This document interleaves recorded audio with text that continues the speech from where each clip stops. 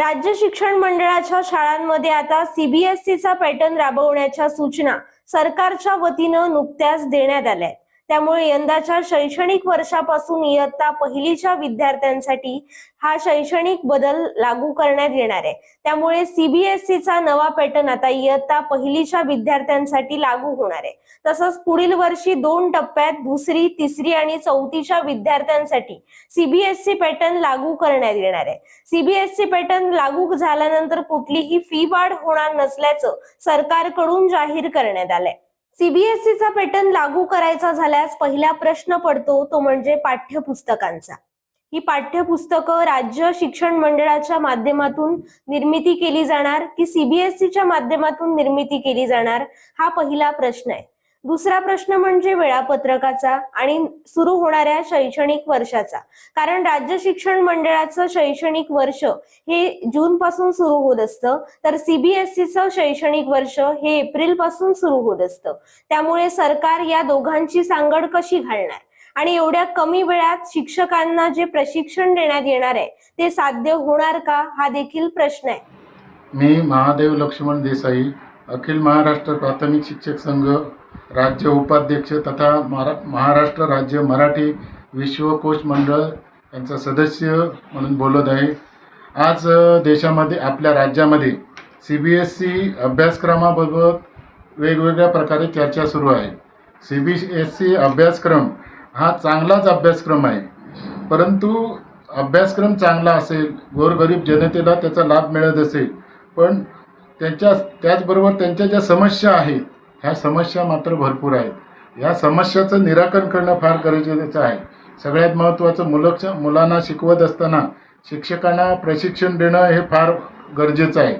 धनुर्धारी विद्या जशी राज्य स्तरावरून जिल्हा स्तरावर दिली जाणार आहे, तालुका स्तरावर दिली जाणार आहे, शाळा स्तरावर दिली जाणार आहे आणि मुलांना, शिक्षकांना पुस्तकेही दिली जाणार आहे. परंतु हे शिक्षण देण्यासाठी लागणारा धनुष्यबाण जर उपलब्ध नसेल तर मुलांना शिक्षण कसं काय देता येणार? हे जे पुरवणारे जे साहित्यच नसेल, प्रशिक्षण अगोदर आणि साहित्य जवळजवळ 1 वर्षानंतर दिलं जातं, तर त्या ज्ञानाचा मुलांना कितपत उपयोग होणार आहे? शिवाय ग्रामीण भागामध्ये जी मुलं आहेत, गरीब शेतकऱ्यांची मुलं आहे, मजुरांची मुलं आहे, यांच्यासाठी शिक्षणच्या ज्या सुविधा आहेत त्या सुविधा पूर्ण केल्याशिवाय, त्याचा परिपूर्ण अभ्यास केल्याशिवाय ही सीबीएसईचा अभ्यासक्रम राबवणं हे फार कठीण आहे. ग्रामीण भागातील जिल्हा परिषदेच्या शाळा घेतला तर शाळेमध्ये 1 ते 7वीचे वर्ग असतात आणि 2च शिक्षक असतात. म्हणजे सीबीएसईचा अभ्यासक्रम राबवला तर हे 2 शिक्षक उद्या अभ्यासक्रम कसं काय पूर्ण करणार? याचा सुद्धा शासनाने विचार केला पाहिजे. प्रायव्हेट स्कूलमध्ये अत्याधुनिक सुविधा असतात, त्यांचे पालक श्रीमंत लोक असतात आणि पाल्यांना लागणारे साहित्य कितीही असू दे ते देऊ शकतात. आमच्या शेतकऱ्यांच्या मुलांना सीबीएसईसाठी लागणारं साहित्य मिळणार आहे का? आणि हे घेत असताना प्रशिक्षणसुद्धा देताना, प्रशिक्षण हे वर्षाच्या शिक्षकांना देताना वर्षाच्या शेवटी दिले पाहिजे आणि शेवटी प्रशिक्षण देऊन मुलांना त्याचा उपयोग करण्यासाठी त्याचा उपयोग केला पाहिजे. कोरोना कालावधीत सुद्धा असाच प्रोजेक्ट ऑनलाईन सगळं शिक्षण दिलं. मोबाईल मुलांच्या पालकांनी पैसा नसताना विकत आणून कर्ज काढून मोबाईल घेतले, परंतु तो प्रयोग आज यशस्वी झाला का? आज त्या मुलांच्या पदरी किती यश आहे? किंवा ती मोबाईलचा अभ्यास सोडून नको ते उपद्व्याप करत असतात, त्या मोबाईलचा वापर करत असतात. हा सुद्धा शासनाने विचार केला पाहिजे. आणि आपल्या जे जिल्हा परिषदेचे जे शिक्षण दिलं जातं हे दर्जेदार शिक्षण असतं. आपल्या संत तुकाराम, संत ज्ञानेश्वर, शिवाजी महाराज, सावित्रीबाई फुले, सावित्रीबाई ज्योतिबराव फुले, तसेच जे विविध संत झाले, जे जी संस्कृती आज जतन करून ठेवलेली आहे, ती जतन संस्कृती केलेली ही सीबीएसई अभ्यासक्रमात टिकून राहणार आहे का? त्याच्यामुळे या सुद्धा गोष्टीचा शासनाने विचार केलेला आहे.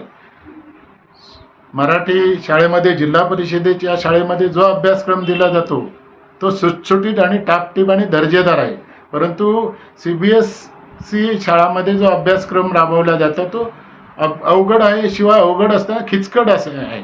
त्याच्यामुळे ह्या गोष्टीचा सुद्धा शासनाने विचार सुरू केला पाहिजे.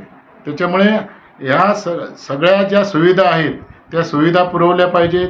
गोरगरीब मुलांना ज्या शाळा आहेत त्या शाळा अत्याधुनिक तंत्रज्ञानाने सुसज्ज केल्या पाहिजेत आणि सुसज्ज केल्यानंतर दर्जेदार शिक्षक निर्माण करून एक ठराविक कालावधीनंतर CBSEचा जो अभ्यासक्रम आहे तो लागू करण्यास आमची कोणत्याही प्रकारची बंधन नाही. सुविधा, भौतिक गरजा आहे, तंत्रज्ञान आहे, ते सगळं पूर्ण करावं आणि मगच शासनाने हा अभ्यासक्रम राबवा. आज शासनाचा जर सर्वे केला तर सर्वे केला त्याच्यात 82% पालकांचं मत आहे की शासनाने घाई गडबडीत अभ्यासक्रम न करता अगोदर सगळं नियोजन करावं, प्लॅनिंग करावं आणि प्लॅनिंग करून सगळ्या सुविधा पुरवाव्या आणि मगच हा अभ्यासक्रम राबवा असं पालकांचं सुद्धा मत आहे. त्याच्यामुळे त्या पालकांच्या मताचा सुद्धा शासनाने विचार करावा. धन्यवाद. नमस्कार. जिल्हा परिषद प्राथमिक शाळा बांदा पानवळ, तालुका सावंतवाडी, जिल्हा सिंधुदुर्ग या शाळेतील हे आमचे विद्यार्थी आहेत. शिक्षक आणि पालक या ठिकाणी सहभागी झालेले आहेत.